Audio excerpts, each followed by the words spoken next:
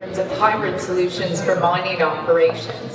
And we're going to carry on the session with another presentation and case study, and then we'll go into the panel discussion portion and give you an opportunity there to ask some questions from our previous presenters before the break. So to begin the session, I'd like to introduce Todd Gordon. Todd is the Business Development Manager for Renewables at EDL.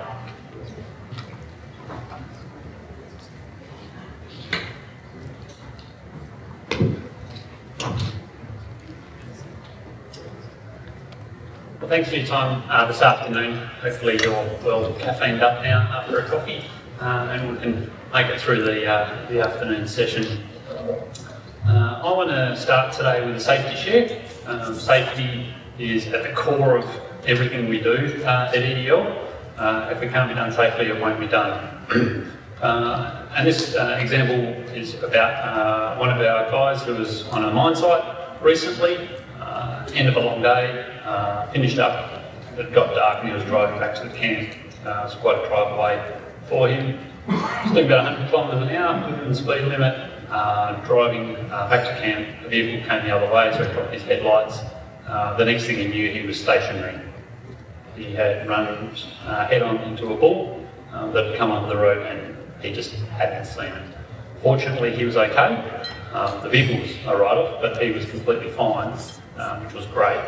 And it was really just a reminder to expect the unexpected. You finished your day, you've done a great day's work, everything was done safely, and the incident happened on the way home. The other thing that really struck me about that was the response of our IVMS system, in-vehicle monitoring system. Within about a minute, he had a phone call from our head office to see if he was okay. And he was out in a remote site out in the goldfields, and he had that response within a minute, which was really, really pleasing. And I would encourage all of our customers, all our suppliers, anyone we interact with, to have IVMS in your vehicle fleet.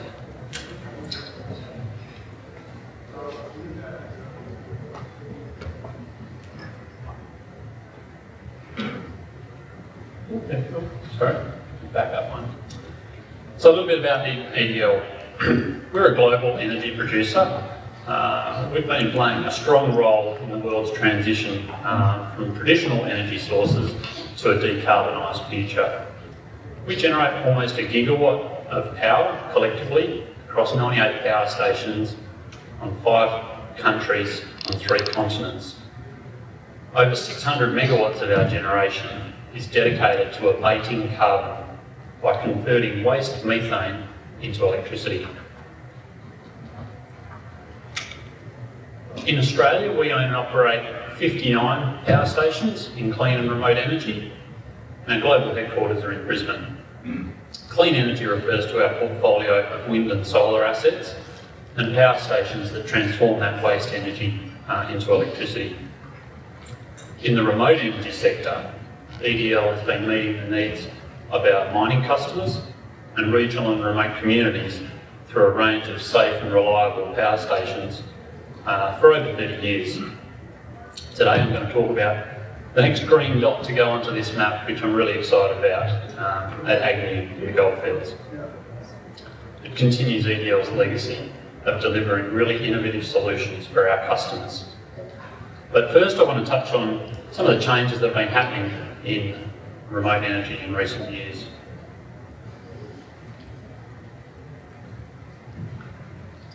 So the transition to renewables is well underway. It's business as usual for us now to look at incorporating renewables into every remote energy project that we look at. Low penetration renewables are cost competitive with thermal, no question about that, particularly when you've got a term of 10 years, and there's been a bit of discussion about that today. On those high penetration renewable projects, we have needed ARENA support, and we've appreciated that ARENA support, but the amount of support that we're needing is falling rapidly, and I'll talk more about that a little bit later. We see this trend continuing, and soon we'll be at zero diesel. In the short term, however, we think 50% plus renewables will become the norm. This is where Cooper Pedy and Agnew sit. In the medium term, we think we'll be down close to 100% renewables. As batteries come in, as hydrogen comes in, and the way that those batteries get used, not just for spinning reserve, but for energy storage.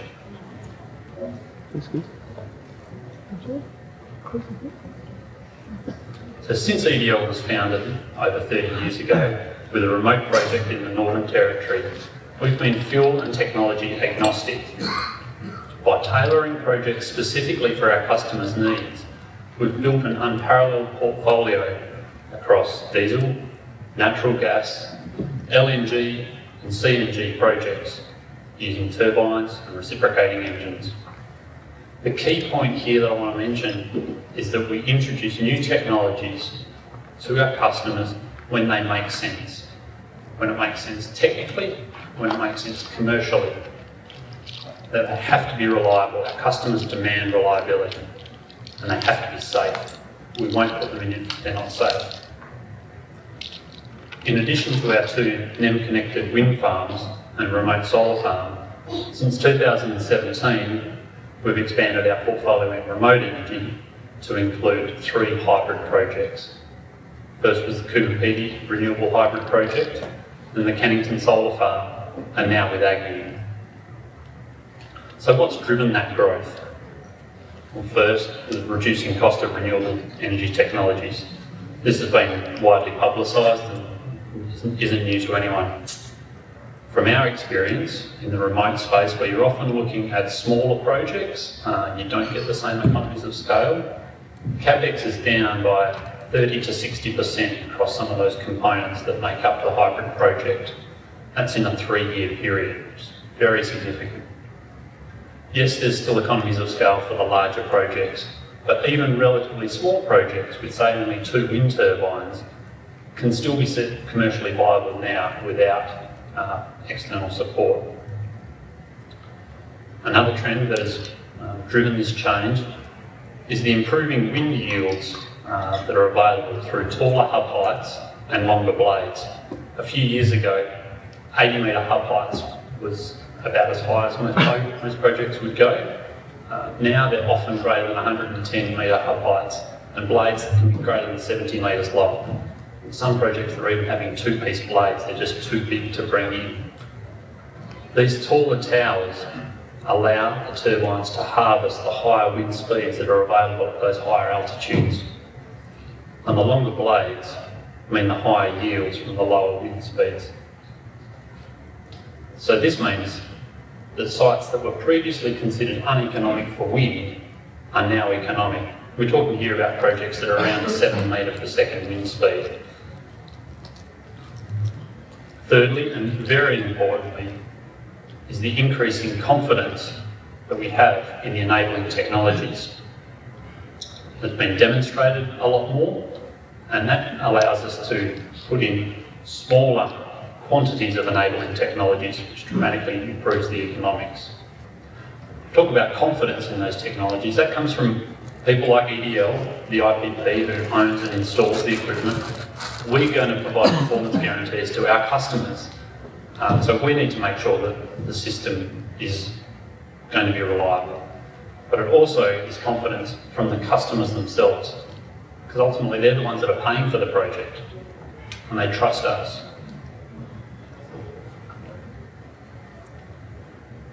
Been talk about the energy trilemma quite a lot in the press. As with the main grid in the past few years, EDL has actively participated in increasing the move towards hybridisation of energy sources. This shift has been sparked, as I mentioned, by the reducing cost of renewables and the desire of companies and local communities in remote areas to improve their sustainability in a decarbonising world. Renewable energy enables off-grid operations and communities to reduce their exposure to price volatility of traditional fuel sources, while at the same time curtailing carbon emissions. So it's pretty clear that for a long time, renewables have contributed to 2 of the 3 legs of the energy trilemma: affordability and sustainability. Now, for most customers up until now, the sustainability point has been voluntary. For a while we had a carbon price, but in the main, Australia's emissions reductions have been driven by the Paris Agreement, but companies haven't had legislated drivers or requirements to abate their carbon. But we've seen it's been really encouraging to see companies, particularly companies such as Goldfields, putting it, and we've heard about from others as well today, having that social responsibility really high and becoming an increasing factor in the driver as to which energy source to procure. That said, if not managed carefully, renewables don't always manage the reliability aspect of the trilemma particularly well. But what we're seeing now is that hybrid technologies can help bridge that gap and manage the reliability aspect as well as the sustainability and as well as the affordability. This has been demonstrated in terms of the reliability aspect really well in our Cooper Pedy renewable hybrid project, and I'll turn to that just now.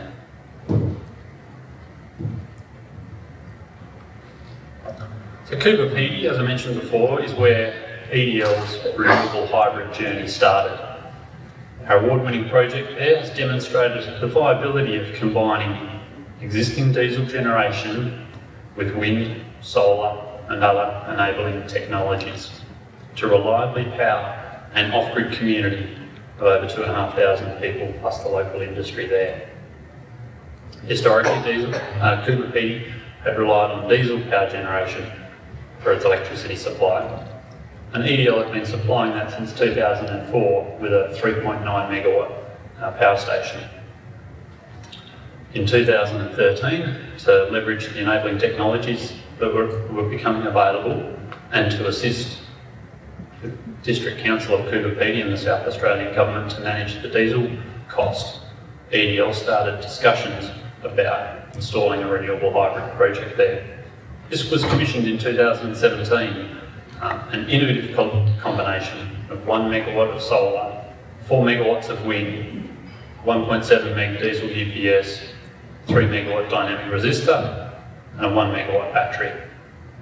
I mentioned before about a lot of enabling technologies. There's quite a lot of enabling technologies in there. To the point on reliability, today the Cooper Pedy project is operating reliably. I'm pleased to say that.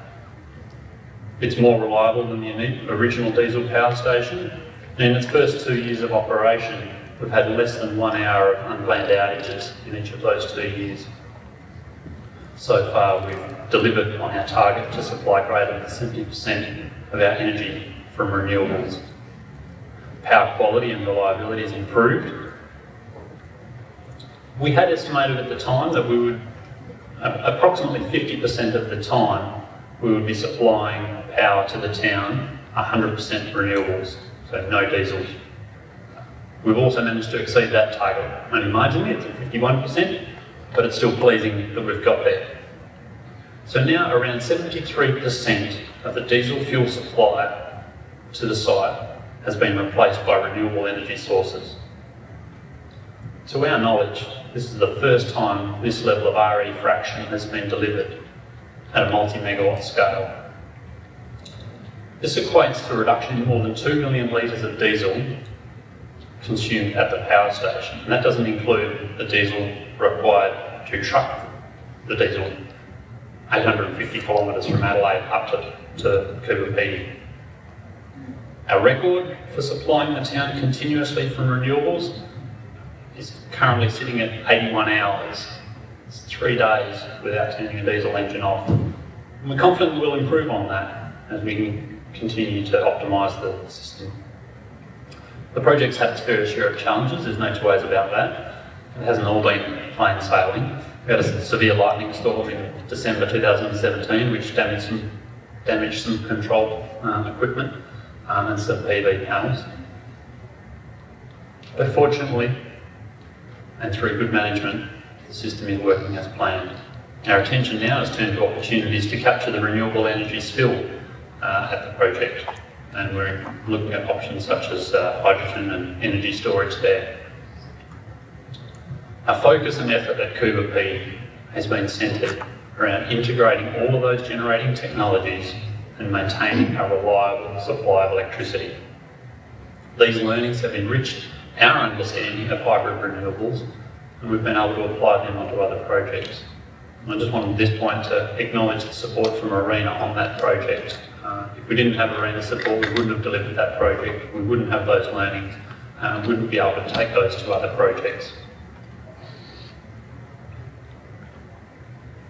So Cannington was next cab off the rank.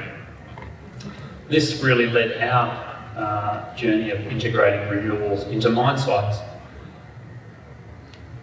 Cannington was initially built as a diesel power station in 1997. We then worked in partnership with South 32, which was then BHP, to fully upgrade the station to a gas power station. That was in 1999. And then in November last year, we started supply from a 3 megawatt solar farm integrated into the existing network there. This integration of renewables gives South 32 a power station of 35 megawatts of gas, 5 megawatts of diesel, and 3 megawatts of solar. And so really, I guess, typifies the way energy to remote sites has changed over the last 2 decades. Diesel moving to gas, moving to low penetration solar, and obviously we're looking at how we can make that high penetration renewables. Like Cuba, there's been some teething issues with the project, some of which were beyond our control, such as the widespread flooding in Queensland across February of this year. But we've worked through those, and as I said, we're continuing to look for opportunities to improve that project. Which brings me to our new project, which was announced today, the Agnew Renewable Hybrid Project. So the Cannington and Cooper projects have really paved the way for EDL to deliver this Agnew Renewable Hybrid solution. Agnew will set a new benchmark for high penetration renewables powering an off-grid line. Instead of supplementing a constrained transmission line with on-site diesel generation, Goldfields will now enjoy a lower cost, site-based generation with carbon emissions reduced by over 50%. To our knowledge, this will set a global benchmark for the RE fraction at a mine site. It represents a major step in Australia's journey to sustainable energy, particularly for the mining sector. And EDL is pleased to be playing a major role in this transition. We've leveraged the learnings from our demonstrated success on our other projects and our NEM-connected wind farms. And these will enable us to provide Goldfields with over 50% renewable energy over the long term without compromising power quality or reliability. And in fact, the power quality requirements are more onerous under the hybrid power project than under a gas-only solution. And at this point, I just want to acknowledge and congratulate Goldfields for having the vision to embark on this project.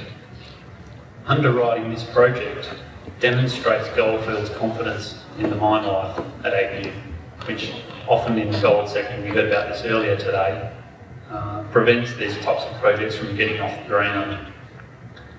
There's also been discussion about social licence to operate and how important that is in your decision to procure energy. The Agnew project demonstrates that Goldfields is committed to addressing carbon abatement, and we are very pleased to be working with Goldfields to meet this objective. So what is in the Agnew project? Well, it's the first of its kind in Australia and as far as we know of the world, where wind will provide a major component of the renewable energy fraction for this project, for mining operations. To highlight the importance of my earlier comments regarding the trends in wind generation, taller hub heights, longer blades, better yields from lower wind speed environments.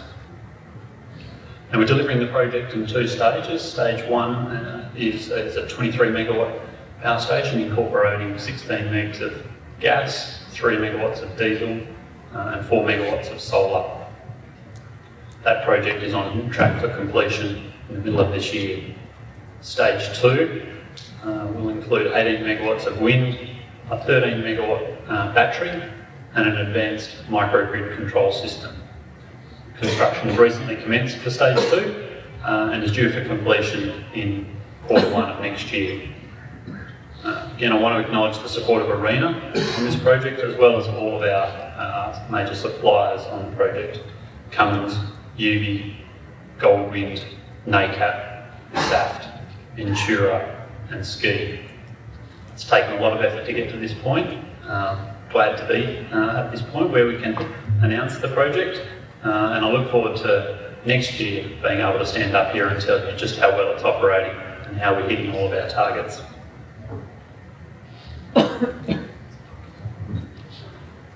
Now, some people may think that these types of projects are only economic because of grant funding from ARENA, and I acknowledge that ARENA support is required at this point to get the project commercially viable. But I did want to make a couple of comments on this point. Firstly, the 4 megawatts of solar at Agnew was constructed without any ARENA support. That stood on its own 2 feet on its own. And that stood on its own 2 feet against pipeline gas. At Cooper Pedy, we were competing against diesel. This was pipeline gas. Secondly, the reducing costs and improving yields are reducing the amount of support that's required to make the projects economically viable. And there's projects we're looking at now that do not require any ARENA support or third-party support and are delivering or targeted to deliver higher RE fractions than this. The graph may be a little bit busy, but what I'm trying to do here is to compare our 2 hybrid renewable projects, Agnew and Cooper Pedy, and just demonstrate that we need now a lot less ARENA funding. In terms of pure dollar terms, there's 25% less dollars going into Agnew as compared to Cooper. In terms of dollars per megawatt of RE installed, that's 80% less. And in terms of the overall capital, the grant funding as a percentage of capital into the project, we're at sort of nearly 50% for the Cooper, and now we're down at sort of 12% or thereabouts for Agnew. We're at an important inflection point for renewable hybrid projects. As I said before, in the very short term, plus 50% will become the new norm. So a few lessons that we've learned through these projects. I mentioned the increasing prevalence of wind. So for miners particularly that are looking to invest into renewables, getting wind monitoring equipment on the ground ASAP is critical to being able to accurately predict the performance of a hybrid system. The wind industry will typically favour monitoring masts. However, there are other options, including SODAR and LiDAR, which are more flexible in many situations and certainly lower cost. Allow time to develop a hybrid project. Hybrid projects are complex. It's not as simple as just getting a few containerised gensets and plonking them on the ground. You need time to develop the solution, to optimise the solution, to tender all the different components, and then you generally go through a period of reconfiguring based on the latest economics. Then you've got to line up all the suppliers and customer contracts. It just takes a lot longer to do a hybrid project, but it's worth it. Design your thermal power station so that it can incorporate additional renewables coming in over time. Modularity. Allow for the plant to be retired as more renewables come in. You just don't need with many thermal generators. Alternative fuels are going to play an increasing role here as well, I think. We've had domestic LNG for some time, but there's a lot more of it available now. And it's a flexible solution that can manage the variability in renewable generation. It can also be scaled up and down as necessary as your RE fraction changes over time.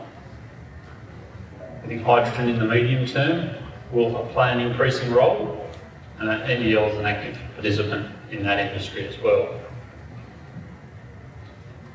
Demand side management for existing loads or new loads. Switching demand on when you've got excess renewable, to the extent that you can, and there was a bit of discussion about that on the panel earlier on today. Some sites are just inherently more suited to increasing the amount of flow coming out of bore fields, for example. That works in some situations, it doesn't work in other situations. With the increasing talk of electrification of mining equipment, we think this provides a real opportunity. You can have battery charging stations or swapping stations with that charging being undertaken, taking into account your variable wind generation or solar generation, for example. This has great benefits, particularly with underground mining, where you're reducing your particulate emissions underground and reducing your ventilation requirements. And the shift to energy storage. With the increasing energy storage, increasing economics around that, we think the RE fraction is definitely going to be on the way up. 100% renewable energy penetration is possible, but the challenge of getting that for a long period of time without energy storage is limited. Regardless of the technologies that you're putting into place though, it's vital that they are successfully integrated correctly to ensure that you maintain your reliability and that the projected cost savings are actually achieved.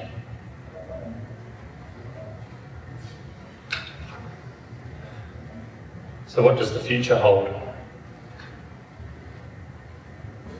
We're certainly in a transition from the status quo, and the market is dynamic. We're on the cusp of seeing RE hybrid projects getting constructed with minimal or no external funding support. As shown before, there's many existing projects right across Australia that can be upgraded to include hybrids, and renewables are now rightfully forming the base case solution for our mining customers. That's going to continue to grow. Batteries will have an increasing role to play, initially in the form of spinning reserve and soon in energy storage. And there'll be an increasing deployment of alternative fuels such as LNG, renewable natural gas and hydrogen being included in energy solutions. These are photos of some of the EDL sites that we are looking at, amongst many others, of where we can deploy hybrid technologies to improve the outcomes for our customers. These projects are pipeline gas or LNG fuel, which has traditionally not been the area where you target renewables. You normally put them into diesel situations. However, we think with the way that economics are moving, even pipeline gas solutions can be improved by bringing in renewable technologies.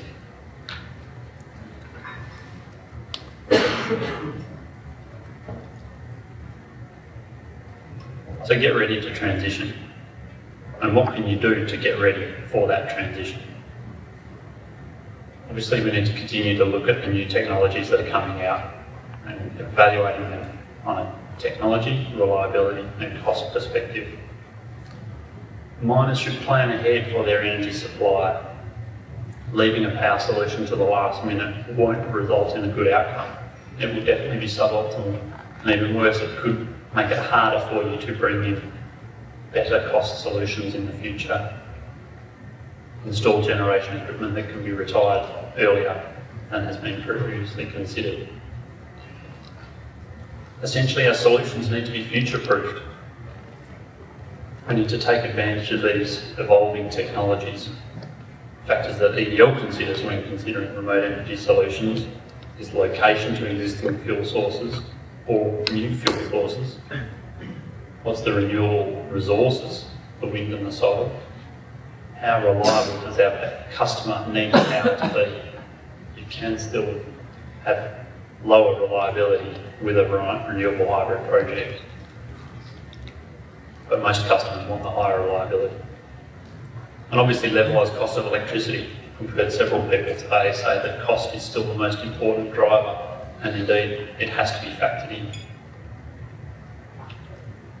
The split between fixed and variable costs as well is important for our customers. That's generally what we hear. And so we need to take into account that in designing our systems. In conclusion, to succeed, energy suppliers and customers need to collaborate. There's no such thing as a standard solution anymore. They're bespoke. But the future is very exciting, and EDL's looking forward to it. Thank you.